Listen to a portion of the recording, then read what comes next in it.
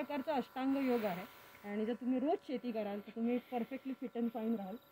आता इथे आपण जे करतोय ह्याला तुम्ही एक्सरसाइज म्हणून केलात तर जिममध्ये आपण ह्याच्यासाठी पैसे मोजतो.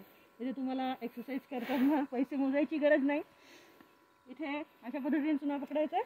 तुम्ही जेवढं वाकू शकाल कमरेतून तेवढं चांगलं आहे. कमरेतून वाकून आपल्याला ह्या ठिकाणी अशा पद्धतीने मारायचं एका वेळी अर्धी मूठ. आणि हा मागून न घेता इथून घ्यायचा. सो आपल्या तोंडावरती ते चुना अजिबात उडत नाही.